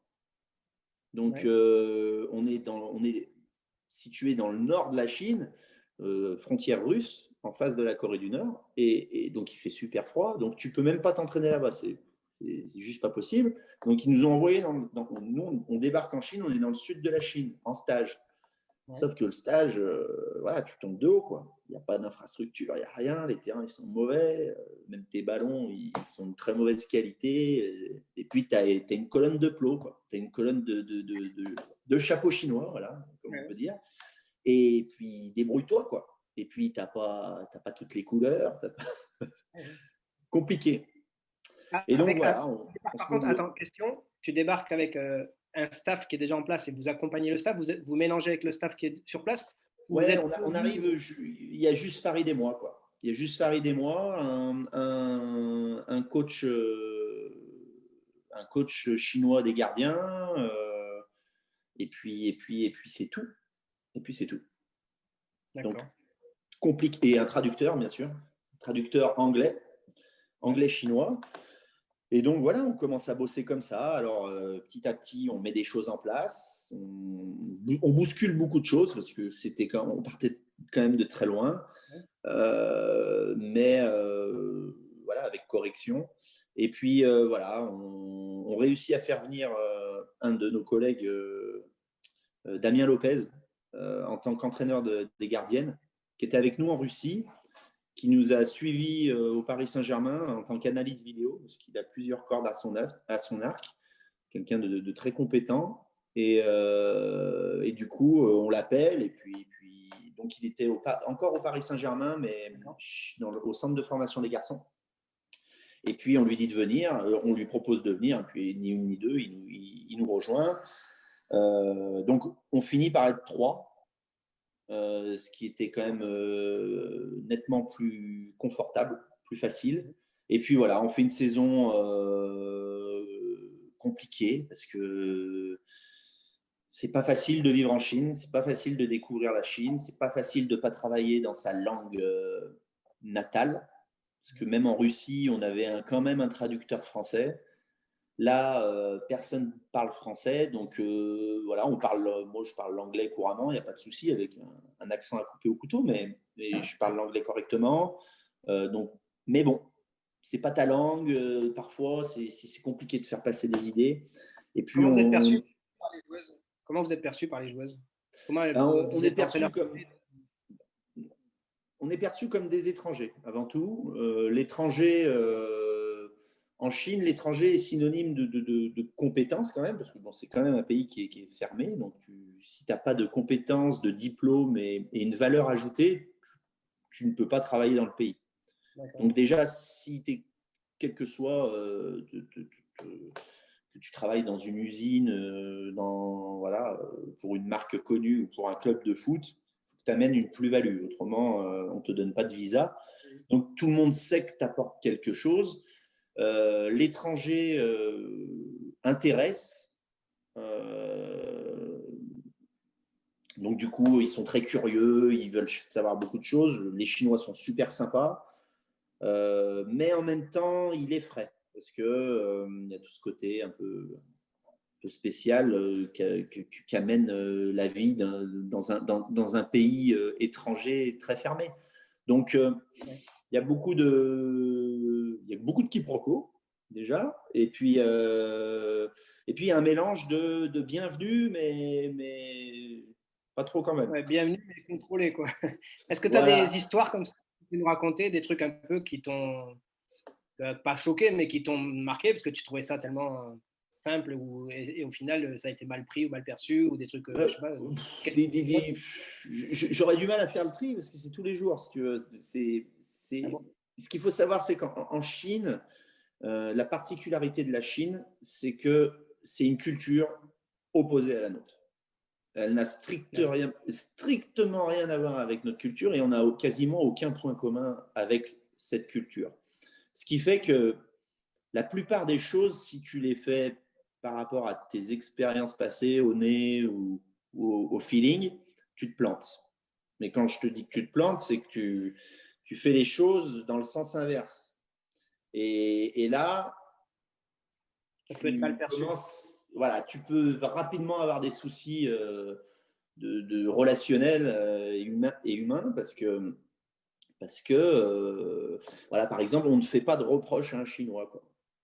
Même C'est-à-dire quelqu'un qui si rate quelque chose, qui fait pas bien la séance, tu peux pas quelqu'un lui qui dire rate en quelque chose, frontal, qui n'est pas dans le rythme ou qui tout simplement qui n'est pas bon ou je ne parle pas forcément d'un joueur ou quelqu'un dans l'organisation qui n'aura pas fait les choses correctement ou qui s'est planté, ou, enfin, tout le monde fait des erreurs, etc. tu ne déshonores pas devant tout le monde, quoi. Tu peux peut-être le prendre à part, peut-être parler à part, même pas. Ouais, mais avec des pincettes, quoi. Tu peux pas forcément l'évoquer. En fait, rien ne se fait de face et de front. Voilà. D'accord. C'est perçu comme un affront. Et même pour D'accord. quelqu'un qui hiérarchiquement est en dessous de toi. Donc c'est compliqué. Les choses avancent très lentement. Et au début, bah, forcément, tu fais des bêtises énormes parce que, bah, en plus, dans le foot, bon, puis surtout quand on a la langue bien pendue et puis que Oui. régulièrement on est directif, bon, bah, en Chine, tu te plantes direct, quoi. Donc, Oui. il faut passer par d'autres personnes, il faut passer par des chemins sinueux, si je puis dire. Donc, c'est compliqué. Les relations humaines sont très compliquées parce qu'il y a des codes qu'il faut respecter, tu n'as pas le choix. C'est comme ça, c'est ancestral, si je puis dire. Oui. Et c'est compliqué de faire sans. Ou alors, tu ne feras pas long feu. Tu vas faire ta saison et puis tu vas t'en aller, ou alors tu vas faire quelques mois et puis ils vont faire en sorte que tu partes ou ils vont te dégager, quoi. Là, tu t'adaptes à leur culture. Tu dois t'adapter à leur culture. Et Tu tu peux pas le dois, chauffer mais de leur toute culture. façon, partout où tu vas, tu n'es pas chez toi. Hein. Oui, mais ça, c'est pas chez toi, donc tu fais. T'es pas chez toi, donc déjà il faut essayer de parler un petit peu la langue, ou du moins faire l'effort avec des mots, des expressions, des trucs, chose que je fais pas assez aussi, parce que j'ai la chance d'avoir un traducteur, une traductrice en l'occurrence. Mais quand même, si demain ma traductrice vient pas à la séance, je suis capable de la mener avec mon chinois insuffisant. Et avec mon accent à couper au couteau, mais je suis capable. Alors, ils vont rigoler régulièrement quand je vais parler chinois, mais je le fais.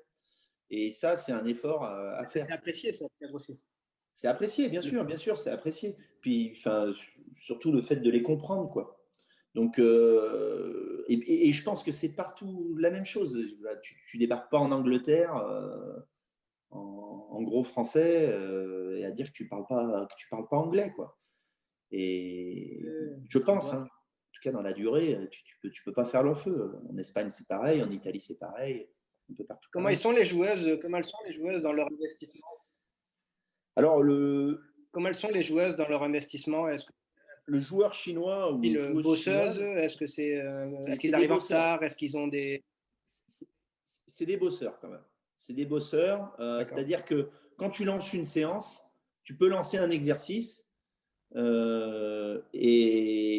tu n'as pas forcément besoin de le surveiller. Ce n'est pas le joueur français ou la joueuse française où il faut faire attention si elle passe bien derrière le piquet ou s'ils respectent bien les distances ou s'ils suivent bien les consignes, tout simplement. Si tu es bien compris, tu t'es bien expliqué et s'ils ont compris, parce que c'est pareil, ils ne vont pas te le dire s'ils n'ont pas compris aussi, parce que ça ne se fait pas. Donc, tu vois, c'est plein de difficultés. Et tu perds énormément de temps à expliquer les choses, à donner les choses et à transmettre les choses. Ça, c'est très compliqué. Mais une fois que tu fais bien les choses, elles roulent, elles tournent. C'est-à-dire que tu n'as pas besoin de faire la police lors d'une séance. Ouais. Tout simplement, tu n'as pas besoin, si tu t'es bien expliqué, tu n'as pas besoin d'expliquer 15 fois. Peut-être Alain Olliot. Comment?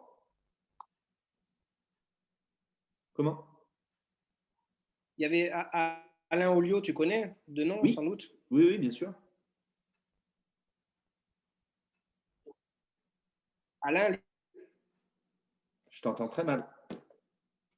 que était trop rigoureux Alors attends, je ne sais pas si c'est moi. Hop, je vais peut-être. Est-ce que tu m'entends là? C'est bon? Oui, ça y est. Ouais. Allô? Oui. Ok.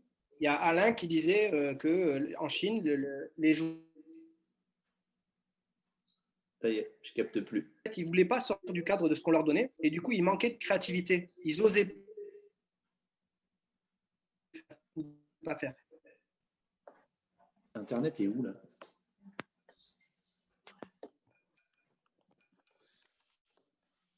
Je t'entends plus du tout. Je pense que tu as entendu ce que j'ai dit ou pas? Non, ça a coupé complètement. J'ai essayé de me déplacer, mais enfin, moi je suis à fond là.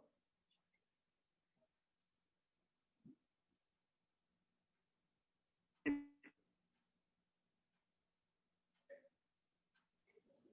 entends là? Non, pas C'est mieux. direct. Alors attends, c'est peut-être moi. Normalement, c'est bon pour moi, mais.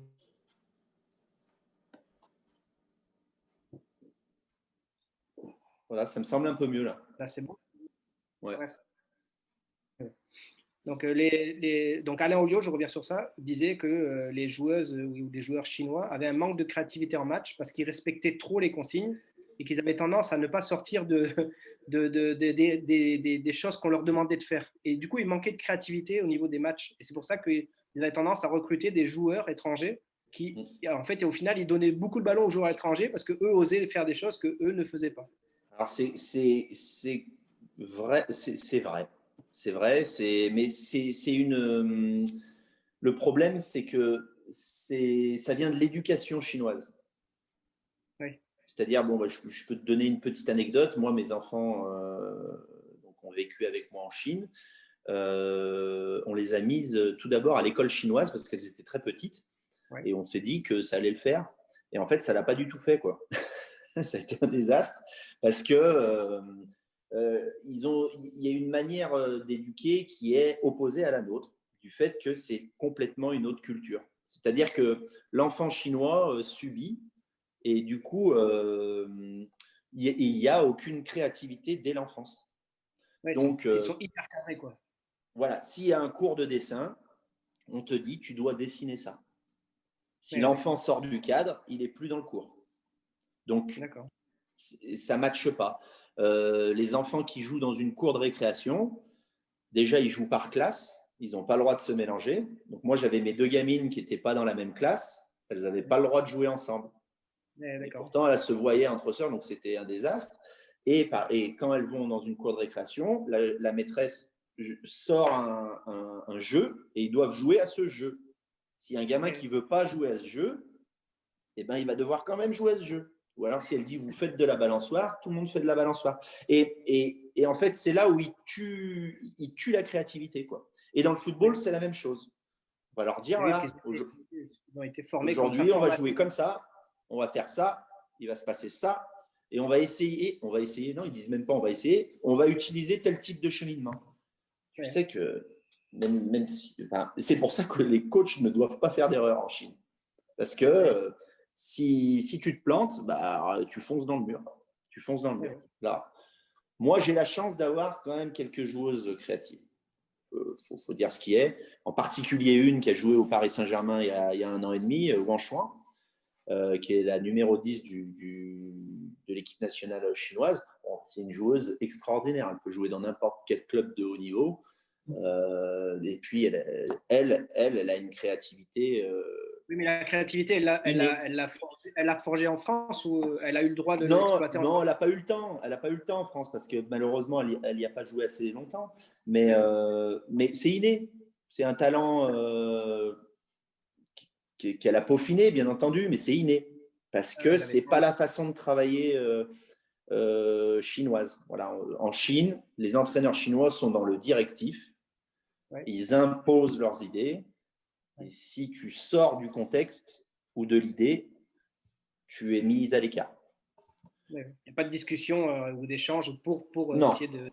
Non. En Chine, on respecte la hiérarchie et on l'impose et on avance. Et ceux qui se perdent en route, ils se perdent en route. Voilà. C'est marrant parce qu'ils veulent devenir quand même quelque part, dans 10 ans, ils avaient dit une des fédérations les plus importantes du monde du foot. Ils ont les moyens. Oui, mais ils ont les moyens, mais les moyens n'empêchent que la créativité est un des éléments qui fait que tu bascules dans un mode de compétition où tu as peut-être des qualités autres que tu n'avais jamais abordées. Aujourd'hui, ils ont les moyens, mais si c'est trop cadré, trop structuré, les moyens, tu peux les mettre. Si c'est toujours trop structuré, ça n'avancera pas plus, quoi. Exactement. Mais c'est un problème culturel. C'est un problème culturel. Quand tu échanges avec des coachs en Chine, eux, ils vont t'observer, ils vont regarder ce que tu fais. En plus, si tu as gagné des titres, etc., tu as gagné des matchs importants, ou si tu es. Voilà, bref, ils vont vouloir une formule magique. Ouais, Tiens, lui, il fait ça, ça marche, on je vais fait le faire. ça. Ben, il n'a pas la même catégorie, il n'a pas le même niveau, il n'a pas le même niveau d'exigence, il n'est pas dans le même format de compétition, mais il va faire comme toi. Une copie, quoi. Bah, la copie chinoise, voilà, ça vient aussi un petit peu de ça, parce que voilà, pour eux, c'est carré, c'est cadré. Voilà. Aujourd'hui, je vois mal des entraîneurs chinois subir des formations à la française, parce que c'est notre culture. Même quand tu vas en formation, on te demande de faire preuve de créativité, on te demande d'analyser, de critiquer, de créer. Et ça, aujourd'hui, ils ne sont pas encore aptes à le faire. Je pense que ça va venir. Je pense que ça va venir. Les choses vont évoluer, vont avancer, mais ça va mettre du temps. Mais c'est pas un problème, c'est un souci de culture et de façon de faire, voilà, qu'ils n'ont pas. Après, voilà, de là à dire qu'on a la vérité, que c'est comme ça qu'il faut faire aussi, c'est très prétentieux. Hein. Ça, ouais. Et moi-même, ils m'ont donné d'énormes leçons, c'est-à-dire que parfois, ils font des choses qui vont à l'encontre de tout ce que j'ai pu apprendre à l'université, ce que j'ai pu observer au haut niveau sur les terrains, etc. Ils font l'opposé et ça marche. Est-ce qu'en retour, l'expérience que toi tu as prise déjà en Russie et en France, que tu as apportée en Chine, est-ce que si on te le mettait à l'envers en disant est-ce qu'aujourd'hui la Chine t'apporte une expérience qui sera bénéfique pour ce que tu viendras faire en France? Est-ce qu'il y a des choses qui sont intéressantes? Sur certains points, ouais. Sur certains points, il y a des choses que j'aimerais apporter en France si je revenais en France ou en Europe. Oui, bien sûr. Oui, il y a des choses donc comme quoi on peut quand même prendre aussi de leur côté des choses. Il y a énormément de choses à prendre de leur côté. Il y a énormément de choses à prendre de leur côté. Ouais. Énormément. Du côté médical, c'est extraordinaire. Voilà. Pour moi, la découverte de l'acupuncture, c'est une révélation. C'est une révélation. Et je pense que n'importe quel staff pro devrait avoir quelqu'un qui manie et qui est capable de faire de l'acupuncture. Parce que c'est simple, en Chine, on a 0 claquage, 0 élongation et 0 tendinite. Et 0 tendinite. Peut-être lié à leur rigueur hors terrain, leur façon de fonctionner, qui aussi participe. Eh ben non, parce que ça, c'est pas vrai. Hors terrain, ils n'ont pas vraiment de rigueur. Je veux dire, tout ce qui est nutrition, tout ça, ce ne sont pas des exemples. D'accord, ok. Et donc voilà, il y a des choses à prendre de partout. Il y a des choses à prendre de partout.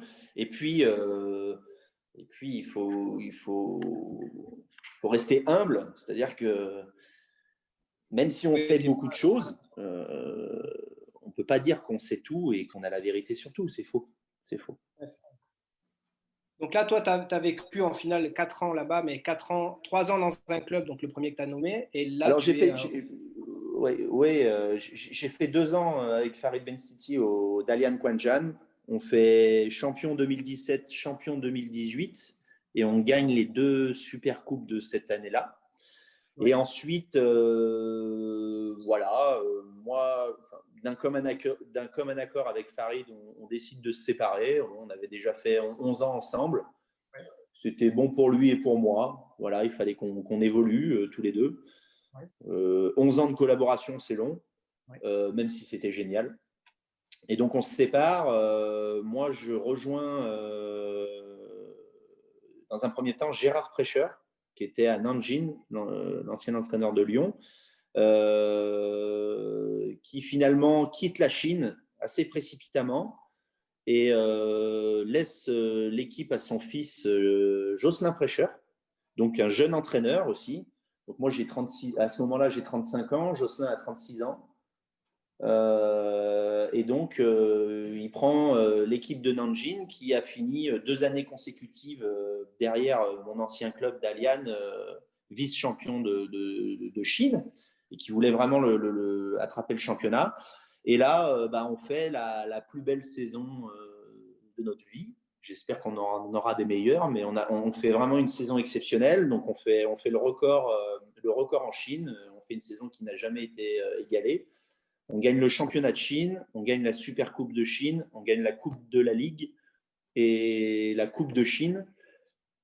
Et on va en finale de la Ligue des champions asiatiques en Corée. Donc on fait un parcours exceptionnel, inespéré. Ouais. 2 jeunes entraîneurs, en particulier Jocelyn, qui a 36 ans, qui est à ce moment-là, qui devient coach principal. Avant ça, il avait travaillé un petit peu dans l'ombre de son papa. Et il prouve à tout le monde qu'un jeune homme est capable de faire de grandes choses. Et là, moi, je découvre un coach avec des compétences hyper importantes, quoi. En un an, je fais un bond extraordinaire au niveau tactique. Parce que Jocelyn a été formé par son papa, qui est connu pour ses compétences tactiques, en particulier et techniques. Et moi, après une collaboration de 11 ans qui se passait super bien, avec lesquels j'ai gagné des titres, j'ai découvert énormément de choses, où on m'a donné beaucoup de place. Ça s'était passé super bien. Je fais un an avec un nouveau coach et puis là, je vois des choses complètement nouvelles, un autre système de jeu, une approche tactique hyper pointue, un travail technique énorme sur tout du long de l'année. Et puis alors là, moi, dans ma tête, ça fleurit, je découvre énormément de choses et puis mes séances font un bond. Et puis en plus, on a des résultats, on gagne tout. Donc, et puis alors en plus, quelqu'un avec qui je m'entends super bien, qui a à peu près mon âge, etc. Donc dans une ville super sympa, Nanjing. Et puis on reçoit tous les lauriers parce qu'on gagne tout, quoi. Donc les Chinois sont hyper contents, les dirigeants hyper contents, parce qu'ils avaient fait quand même un pari de donner les clés du club à un jeune homme et même à 2 jeunes hommes. Donc ça se passe super bien. Moi, je rentre en France en vacances pour voir ma famille. Et puis, je rentre, je fais ma quarantaine, puisque le virus était là. Et puis, pendant ma quarantaine, après ma quarantaine, en sortant, je reprends le boulot avec Nanjing, etc. Et là, le club de Wuhan me contacte pour les aider à monter leur projet. Alors, pourquoi ils me contactent? Donc, parce qu'en 3 ans, avec 2 clubs, je gagne 3 fois le championnat de Chine, chose qui n'avait jamais été faite, même dans un même club pour un coach. Donc, ils parient sur moi, quoi. Mais, donc, je suis super emballé parce qu'au niveau familial, c'était intéressant. Wuhan est une ville très française où il y a l'entreprise PSA qui est installée. Donc, il y a une école française, il y a énormément de Français. Donc, ça me botte, c'est top pour ma famille, pour être réunis en Chine. En plus, on adore la Chine, etc. Et puis, on me propose un contrat à long terme, hyper intéressant. Voilà, donc je décide de foncer. Malgré le fait que je pars du meilleur club de Chine, parce que en un an, les prêcheurs avaient déjà fait un sacré boulot au club, et puis on a été dans la continuité, et puis on a récolté les titres à la fin de cette saison 2019. Et puis, je quitte un petit peu le club avec des regrets, parce que c'était très très bon pour moi pour continuer à évoluer. C'était très très bon pour ma famille, et en l'occurrence, je l'ai fait à 95% pour ma famille. Mais je quitte un coach super, avec qui je progressais à vue d'œil chaque jour, et puis avec qui j'ai tout gagné. Et puis je quitte aussi un ami, quoi. Donc voilà, c'était une décision difficile à prendre, mais tout au long de ma carrière, je prends des décisions difficiles, je prends d'énormes risques, et puis ces risques imposent des concessions importantes. Donc encore une fois, je l'ai fait. Et puis là, je débarque à Ouran, dans un club qui est monté en D1 il y a 4 ans. Il y a 4 ans aujourd'hui, donc il y a 3 ans quand j'arrive. Et puis qui a jamais gagné un titre, quoi. Donc qui met les moyens, qui recrute énormément, qui me recrute moi, qui recrute des joueuses intéressantes, des joueuses étrangères, et qui a beaucoup d'ambition. Mais déjà, donc j'arrive avec un staff chinois, complètement chinois. Donc là, je suis le seul étranger du club. Et là, les difficultés commencent, quoi. Les difficultés commencent tant bien tant bien pour mener les entraînements que pour communiquer simplement avec mon staff. Et voilà. Et ensuite, j'en viens à ce dont on parlait auparavant. C'est ce que tu fais quand tu arrives dans un nouveau club, dans un nouveau pays. Et là, j'ai fait de grossières erreurs, parce que je suis arrivé un petit peu en bombant le torse. Moi, je sais faire où j'y suis arrivé. Voilà, je suis arrivé trop sûr de moi. C'est-à-dire que là, je suis arrivé dans un staff existant qui travaillait dans un club qui était le club de Ouran, dans un club qui avait vécu des choses quand même assez importantes et spéciales au vu de la contamination de la ville, etc. Parce qu'eux, ils ont vécu quand même un lockdown, une quarantaine de 3 mois et demi. Donc là, je récupère des joueuses qui sont restées enfermées dans des appartements pendant 3 mois et demi. Donc je te laisse imaginer les désastres que ça fait sur des athlètes de haut niveau, tant bien physiquement que psychologiquement. Et donc je récupère une équipe complètement dévastée, et avec beaucoup de chamboulements dans l'équipe. Et puis moi, j'arrive, voilà, c'est le club qui est venu me chercher, qui m'a arraché de mon ancien club dans lequel ça marchait super bien, et qui me demande de devenir champion, quoi. Et moi, j'arrive un petit peu avec mes gros sabots. Bon, voilà, j'ai été 3 fois champion de Chine, ça n'a jamais été fait, avec 2 clubs différents. J'arrive dans un 3e. On est venu me chercher pour ça. Et c'est vrai que je me suis un petit peu emballé. Aujourd'hui, quand je revois les choses calmement et que je les analyse, voilà, j'ai voulu changer trop de choses. J'ai voulu imposer ma vision en étant persuadé que c'était celle qu'il fallait utiliser, et pas prendre un autre chemin. Et j'ai été complètement bête. J'ai pas été bon là-dessus. Et du coup, au niveau relationnel, ça a été très compliqué avec le staff, parce que j'étais en face de mecs, forcément, qui étaient là depuis 10 ans, qui connaissent la maison par cœur. Les joueuses, c'est comme des petites sœurs pour eux, voir leurs filles, quoi. Puis moi, j'arrive avec ma grande gueule, et puis avec plein d'idées, plein de certitudes. Et c'était l'erreur à ne pas faire. Donc, ça a été compliqué. Ça a été très compliqué. J'ai passé une année compliquée. Malgré ça, on a réussi à travailler ensemble quand même, malgré d'énormes difficultés. Moi, au-delà de ça, en plus, avec le coronavirus, etc., moi, ma famille n'a pas pu me rejoindre de toute la saison à cause des visas qui ont été très difficiles à récupérer. Maintenant, ils les ont.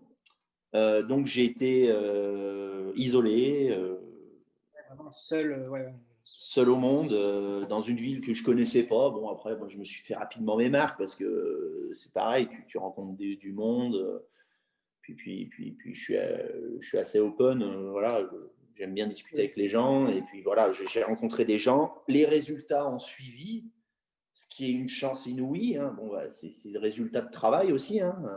Mais voilà, en gros, ma saison à Ouran aurait pu devenir plus qu'un calvaire. Ça aurait pu devenir un cauchemar si j'avais pas eu les résultats.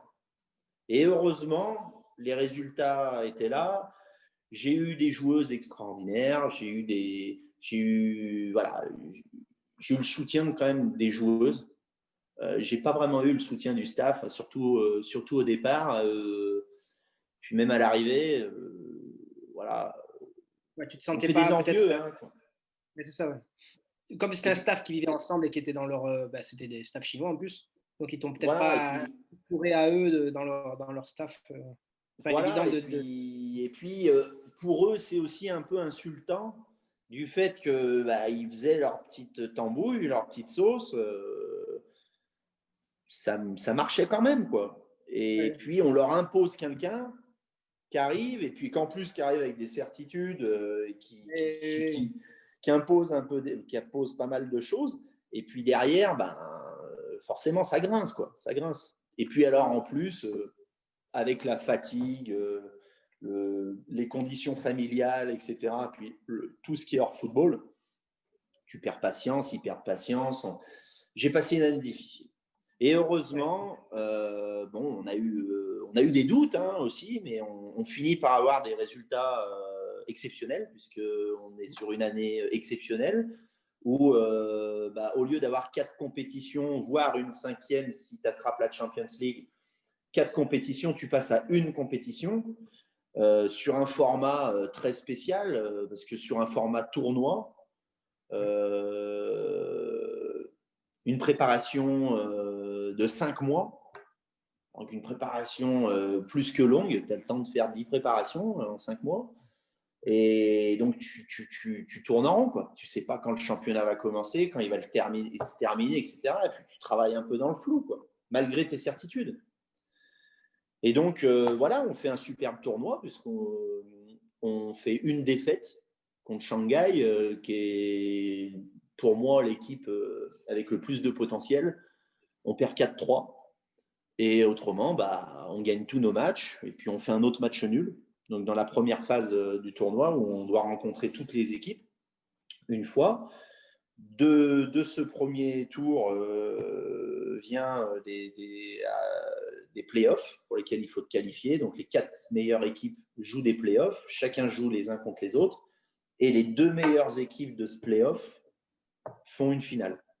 D'accord. Donc, en l'occurrence, on se retrouve en finale contre mon ancien club, Nanjing, donc le champion sortant. Oui. Donc, voilà, 2 coachs français se retrouvent en finale. Donc, comme quoi, voilà, les coachs français travaillent bien et donc voilà, ça sourit à tout le monde. Donc voilà, bon, sur la finale, ça me sourit à moi, tant mieux pour moi.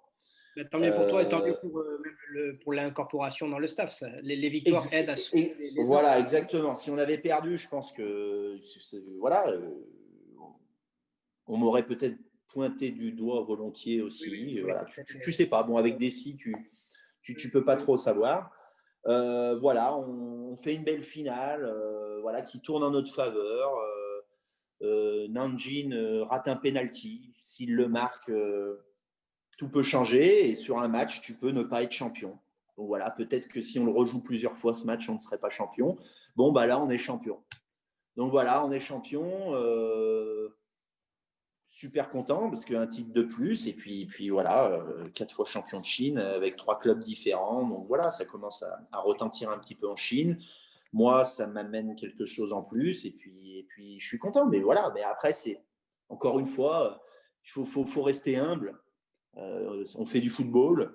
Le football est un sport d'équipe, mais c'est pour moi un travail d'équipe, quoi. Tu réussis pas seul, même si tu veux tout diriger, tout contenir et tout gérer, tu ne réussis pas seul. Tout comme tu n'échoues pas seul. Et voilà, puis après, bon, que tu réussisses ou que tu échoues, on fait du foot, quoi. Voilà. Oui. Comme, Qu'est-ce qu'on peut te souhaiter, toi, pour l'avenir? C'est quoi tes objectifs? Écoute, moi, j'espère continuer à travailler dans le football. Voilà. Déjà, c'est pour rester humble et calme. J'aimerais continuer à travailler dans le football parce que ça me botte et puis que je pense que j'ai des choses à donner. Et voilà, j'espère que ça va continuer comme ça continue. Maintenant, voilà, ça fait 4 ans. Bon, j'ai fait 1 an en Russie, puis là, ça fait 4 ans que je suis en Chine. J'aimerais bien rentrer, quoi. J'aimerais bien rentrer dans le coin, peut-être dans ma région. J'aimerais bien, en tout cas, rentrer en Europe. Parce que voilà, déjà, j'ai tout gagné en Chine. Et puis, je pense avoir fait le tour. Après, si l'aventure chinoise continue, 4, 5, 6 ans, pourquoi pas? Mais il va falloir que je trouve d'autres challenges et puis que je continue à avancer, à progresser, à travailler avec des gens qui puissent m'apporter beaucoup de choses, comme je l'ai pu le faire avec Jocelyn Prêcheur, avec Farid Benstiti, ou même avec mon staff actuel. Voilà, continuer à apprendre, continuer à évoluer. Puis alors, bien sûr, après, les rêves d'enfant, participer à une Coupe du Monde, à une Coupe d'Europe, la gagner. Et puis voilà. Puis voilà, j'aimerais bien retravailler à l'Olympique Lyonnais une fois dans ma carrière. Pourquoi pas l'Afrique, les États-Unis. Rien ne m'effraie, mais j'ai envie de continuer. Voilà. En tous les cas, le parcours, encore une fois, c'est pour ça qu'on a fait cette émission, c'est bien sûr le partage d'expérience. C'est encore une fois découvrir des hommes avant tout et des coachs qui deviennent coachs. Et là, tu es un bon exemple encore, comme Christophe Gamel l'a été et d'autres. L'émission Coach Live, elle sert à ça. Tu nous racontes ton histoire, comment tu t'es construit, ton parcours. Et puis, malgré tout, les bons points et les mauvais points de ce que tu vis, parce que voilà, c'est pas simple, on est d'accord. Mais Rien n'est aujourd'hui, simple. voilà. C'est Oui, que c'est des ça. décisions compliquées, des situations compliquées. Voilà, j'ai passé 2 ans à vivre sans ma famille, quoi. J'ai 2 enfants. Ouais, c'est des C'est sacrifices. ultra compliqué. C'est des sacrifices énormes. On ne peut pas se rendre compte. Mais le métier d'entraîneur est lié à des sacrifices. On le sait même en France, ne serait-ce que Même en France, d'être entraîneur. Il faut bien sûr. bouger facilement. Ouais, C'est celui qui veut vivre. voilà, aller faire tes C'est séances après le boulot, donner du temps, compliqué. souvent non rémunéré, voilà, Oui, ou très mal rémunéré. C'est un métier qui est compliqué, puis où il n'y a aucune reconnaissance. C'est-à-dire que bon, bah voilà, tu gagnes un titre, c'est bien, on va te dire bravo. Moi, j'ai envie de dire que c'est surtout grâce aux joueurs, hein, quand on gagne des trucs, puis quand on les perd aussi, parce que c'est eux qui jouent. Hein. Mais c'est pas voilà, si on cherche de la reconnaissance, bah, on la trouvera jamais de toute façon. Faut le faire pour soi, faut le faire pour continuer à avancer, évoluer et puis prendre du plaisir. c'est C'est tout, ça. quoi. En tous les cas, Christophe, nous, Dimitri, le bon point, c'est ça, c'est t'avoir écouté, t'avoir donné la parole. Et puis, en tous les cas, tu es le bienvenu dans les émissions, comme l'a fait Christophe en intervenant dans ton émission. L'idée, c'est ça, c'est tous ceux qui participent et qui viennent dans l'émission Coach Live sont les bienvenus à vie dans l'émission. L'objectif pour nous, c'est de la continuer, faire ce partage d'expérience et puis vraiment chanter. Moi, je te connais, je t'ai en contact depuis quelques années et c'est vrai que de te voir et puis d'échanger, ça confirme ce que j'avais rien que par l'échange par texto ou autre message. Donc, je te souhaite en tous les cas et on te souhaite une bonne continuité, une bonne continuation, que ce soit en Chine ou ailleurs. En tous les cas, on va suivre et n'hésite pas, on garde le contact. Et puis, on t'accompagne et puis on sera à l'écoute. Si tu as envie de repasser dans l'émission, n'hésite pas. On est à dispo. Merci pour l'exercice partagé. Je pense que les entraîneurs ont intérêt à le regarder et à l'essayer et à le faire à leur sauce. Bien Il y a sûr. vraiment un bon truc à faire. Mais en tous les cas, encore une fois, merci beaucoup pour ta participation et puis merci d'avoir partagé toute ton expérience. Merci à toi, merci pour ce que vous faites. Et puis, on garde le contact avec grand plaisir. Et puis, voilà, j'ai hâte de découvrir les petites sorties qui arrivent prochainement, là, les petites nouveautés, parce que, voilà, avoir des exercices aussi propres, franchement, ça donne envie. Ça donne envie. Et puis, alors, toute l'analyse vidéo, etc. Je suis très intéressé. Donc, j'attends avec impatience. Voilà, dans tout l'échange qu'on a déjà hors antenne, c'est vrai que c'est ça. C'est pour ceux qui écoutent. Voilà, il y a la sortie, il y a bientôt du logiciel qui va être coach adjoint avec la partie création d'exercices en 2D, en 3D, avec une partie analyse vidéo. Et aussi, un truc super intéressant, c'est la capture en fait, de vidéos par une application qui envoie directement les vidéos coupées, découpées automatiquement dans l'outil coach adjoint. Donc, ça permet de faire de l'import de vidéos et qu'on analyse par la suite et qu'on partage à ses joueurs. Donc, je vous montrerai tout ça, mais c'est vraiment une super, quoi. Ce sont de super évolutions. Et Coach Adjoint est en train de prendre une ampleur vraiment plus que mondiale, puisque c'est déjà mondial. Mais là, on est en train d'évoluer. Il y a un nouveau site qui arrive là sous quelques heures. Donc, le nouveau site vitrine de Coach Adjoint, puisque c'était l'ancien qu'on avait lancé à mon époque quand on avait commencé Coach Adjoint il y a maintenant quelques années, c'est en 2014. Donc là, il y a le nouveau site qui sort dans quelques jours et les nouveautés qu'on vient de parler là, qui arrivent aussi dans quelques jours. Donc, c'est de sacrées évolutions et on n'hésitera pas à faire une émission pour justement en parler. Super. Ok. Bah, écoute, encore merci de m'avoir reçu. C'était un plaisir. Ben, merci à toi et encore une fois, bon courage pour la suite et puis on se tient au courant. D'accord? Merci. Au Salut. revoir à tous. Ciao. Salut. Salut. Bye bye.